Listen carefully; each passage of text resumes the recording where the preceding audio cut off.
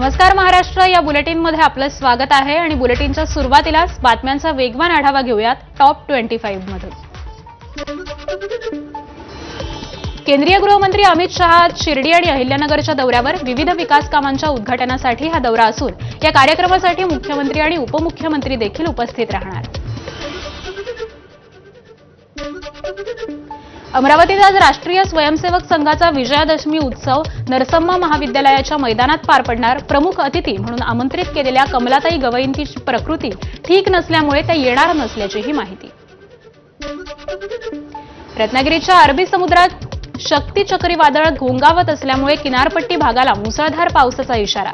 प्रशासनातर्फे मच्छीमारांना समुद्रात न जाण्याचं आवाहन। कोकण किनारपट्टीला शक्ती चक्रीवादळाचा इशारा, मच्छीमारांना समुद्रात न जाण्याचं आवाहन। तसंच पर्यटकांना देखील समुद्रातील पाण्यात जाऊ नये असं आवाहन करण्यात आलंय। अमरावतीच्या गुरुकुंज मोझरीत राष्ट्रसंत तुकडोजी महाराजांच्या 57व्या पुण्यतिथी महोत्सवाला सुरुवात। हजारो गुरुदेव भक्तांनी सामूहिक ध्यान केलंय। मोझरीतून तुकडोजी महाराजांच्या प्रतिमेची शोभायात्रा देखील काढण्यात आली आहे। शनी शिंगणापूरमध्ये शनिदेव संस्थान ट्रस्ट बरखास्त केल्यानंतर जिल्हाधिकाऱ्यांची प्रशासक म्हणून नेमणूक। या निर्णयाविरोधात माजी अध्यक्षांकडून न्यायालयात आवाहन, तर औरंगाबाद खंडपीठाच्या जैसे थे परिस्थिती ठेवण्याच्या सूचना। रायगड जिल्ह्याच्या मुख्यालयाकडे जाणाऱ्या रस्त्याची चाळण भल्या मोठ्या खड्ड्यात अडकली आलिशान BMW कार। संतापलेल्या मनसैनिकांनी रस्त्याची दुरावस्था दाखवत सरकारला धारेवर धरलं। रायगड जिल्ह्यातील अलिबाग पोलीस ठाणे हद्दीत बनावट नोटा छपाई प्रकरणी मोठी कारवाई। या कारवाईमध्ये एकूण 12 लाख रुपयांच्या बनावट नोटा जप्त। या प्रकरणी आरोपी भूषण विजय पतंगेला अटक। रायगडच्या माणगाव तालुक्यातील पावसामुळे आई लेकीनं प्राण गमावले। रस्ता ओलांडत असताना पुराच्या पाण्यात वाहून गेल्या। बचाव कार्य सुरू असताना आईचे प्राण वाचले, मात्र लहान मुलीचा दुर्दैवी मृत्यू झालाय। दिवाळीच्या तोंडावर महावितरणानं वीज दरामध्ये वाढ केली। ऑक्टोबरच्या बिलात प्रति युनिट 35 ते 95 पैशांपर्यंत वाढ।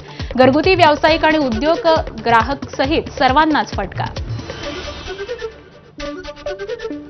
केंद्राकडून यूपीआयनं टोल भरणाऱ्या वाहनधारकांना मोठा दिलासा। 15 नोव्हेंबरपासून फास्टॅग नसलेल्या वाहनधारकांना आता फक्त 25% जास्त टोल द्यावा लागणार। याआधी फास्टॅग नसलेल्या वाहन चालकांना दुपटीचे पैसे द्यावे लागत होते। मुसळधार पावसामुळे काठमांडूमधील काही भागामध्ये पाणी साचलंय। बागमती नदीकाठील जनजीवन विस्कळीत। सैन्याकडून नागरिकांना सुरक्षित ठिकाणी हलवण्यात येत आहे। ब्रिटनचे पंतप्रधान केअर स्टारमर पुढील आठवड्यामध्ये भारत दौऱ्यावर असणार। भारत आणि ब्रिटनमधील संबंध मजबूत करण्यावरती भर देण्यात येईल। 60 वर्षीय साने ताकाईची जपानच्या पहिल्या महिला पंतप्रधान होणार। सत्ताधारी लिबरल डेमोक्रेटिक पार्टीच्या त्या नेत्या आहेत।